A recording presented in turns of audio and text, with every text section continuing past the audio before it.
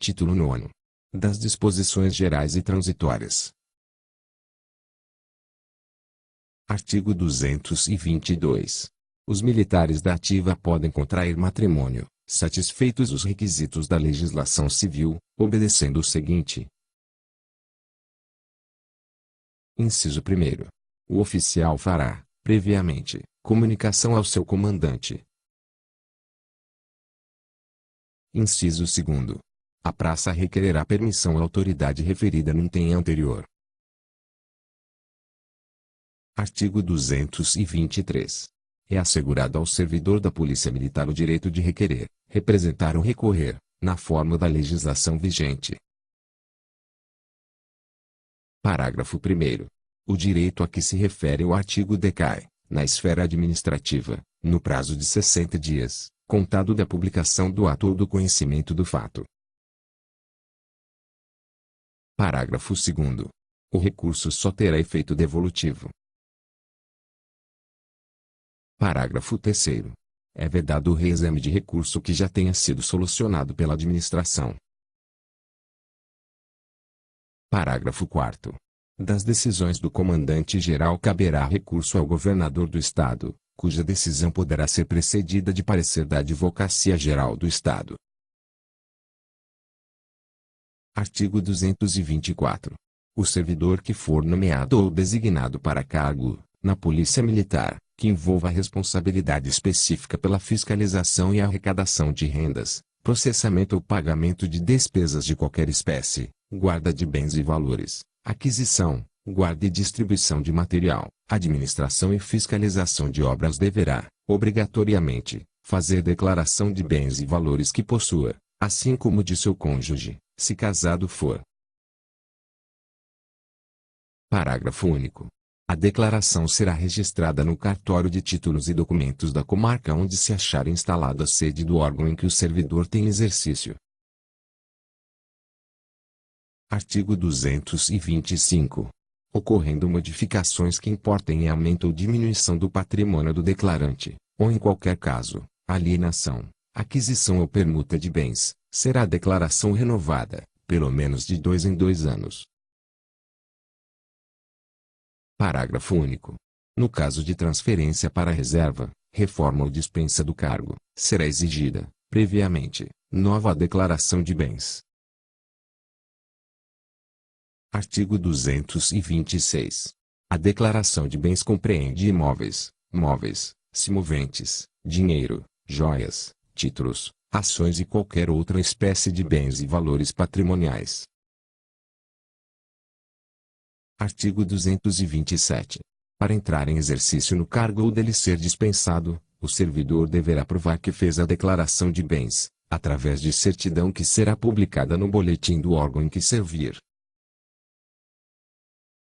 Artigo 228. Os atuais ocupantes dos cargos referidos no artigo 224 deste Estatuto terão o prazo de 60 dias, contados da publicação desta lei, para fazerem declarações de bens, ficando o servidor, na falta de declaração, impedido do exercício do cargo sem prejuízo das sanções disciplinares. Artigo 229. Os professores de Departamento de Instrução, com honras de oficial, que tenham completado ou venham a completar sucessivamente 20 e 25 anos de efetivo serviço, serão promovidos ao posto imediato, com os respectivos vencimentos e vantagens, sem retrocessão de benefícios. Parágrafo único. Ressalvado o disposto no artigo, observar-se-á, para as promoções, o contido neste Estatuto, no capítulo 1º, do título 8º, no que for aplicável. Artigo 230. Os professores do Colégio Estadual Tiradentes e seus anexos são professores do ensino médio, nível inciso 15, do Estado. Parágrafo 1º. Os atuais professores do Colégio Estadual Tiradentes e seus anexos, contratados e com estabilidade assegurada, nos termos do artigo 240 da Constituição do Estado de Minas Gerais, são professores de ensino médio. Parágrafo 2º. Os professores contratados, não estáveis, até que sejam aprovados em concurso, são considerados professores auxiliares do ensino médio. Parágrafo 3º. Os servidores civis do Colégio Estadual Tiradentes serão regidos pelo Estatuto dos Funcionários Públicos Civis do Estado, no que for aplicável e demais normas relativas ao pessoal de ensino do Estado. Artigo 231. Até que seja baixado o respectivo decreto do Poder Executivo, fica assegurado o direito à vantagem de 20%, relativa à função militar, que, a partir da data de vigência desta lei, será extensiva aos demais militares da corporação. Artigo 232. Os assemelhados previstos na Lei nº 4.775, de 23 de maio de 1968, passam a integrar o quadro do pessoal civil da Polícia Militar, a ser reestruturado em lei especial. Parágrafo único. Os integrantes do quadro de pessoal civil, até que seja aprovada a lei a que se refere o artigo, terão seus direitos e deveres regulados pelo Estatuto dos Funcionários Públicos Civis do Estado. Artigo 233. Ficam mantidas as honras militares conferidas aos atuais professores do Departamento de Instrução. Artigo 234. A Polícia Militar fica autorizada a movimentar suas dotações orçamentárias, através de seus órgãos provedores, nos termos da legislação específica. Artigo 235.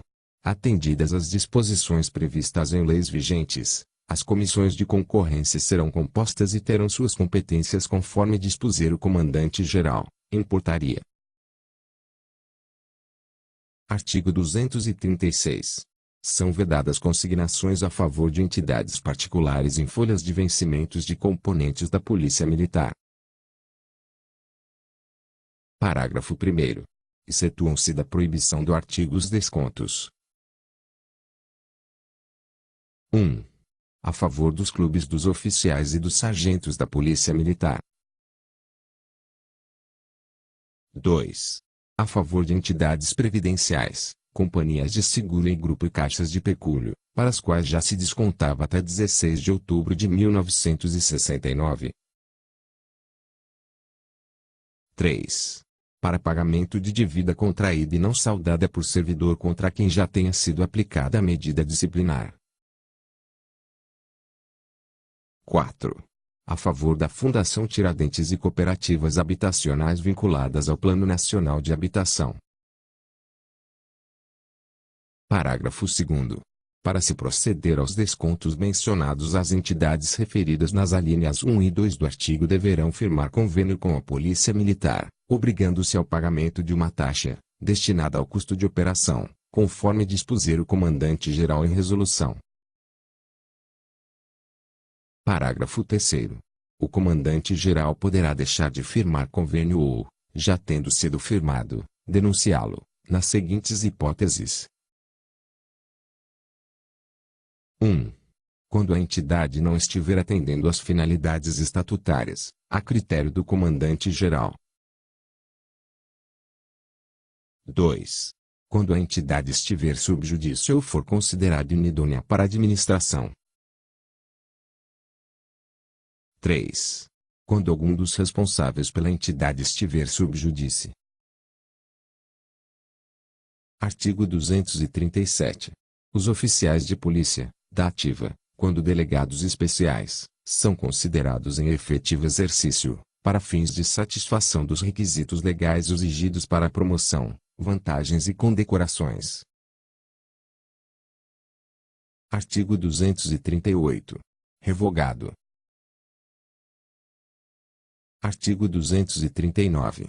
No caso de incorrer a praça em ato delituoso, ser-lhe-á aplicada, na esfera administrativa, a medida disciplinar cabível, quando ocorrer, na prática do ato, transgressão disciplinar, ou dele decorrer grave prejuízo moral para a corporação. Artigo 240. O valor da aula extranumerária ou suplementar dos estabelecimentos de ensino da Polícia Militar, inclusive o batalhão-escola, bem como as normas para o respectivo pagamento, serão definidos em decreto do Poder Executivo. Parágrafo único. Revogado. Artigo 240-A. O desertor comete ato atentatório à honra pessoal e ao decoro da classe. Parágrafo único. O prazo para a submissão do militar a processo administrativo disciplinar é de, no máximo, 5 anos, contado da data em que ele foi capturado ou se apresentar. Artigo 240-B. Nos casos em que couber exoneração, o militar será submetido a processo administrativo próprio, sendo-lhe asseguradas as garantias constitucionais. Artigo 240-C. Considera-se consumada a deserção prevista no artigo 240-A, no 9º dia de ausência do militar, sem licença, da unidade em que serve ou do lugar em que deve permanecer. Artigo 240-D. Fica o Poder Executivo autorizado a reduzir para 20 horas semanais a jornada de trabalho do militar legalmente responsável por pessoa com deficiência. Artigo 240-E. Considera-se em serviço militar do Estado que, intimado, for prestar, no período de folga ou descanso, esclarecimentos em procedimento ou processo administrativo ou judicial acerca de fato em que se tem envolvido em razão do exercício de sua função. Artigo 241. Revogam-se as disposições em contrário, especialmente a Lei nº 1.803, de 14 de agosto de 1958. Artigo 242. Esta lei entrará em vigor na data de sua publicação.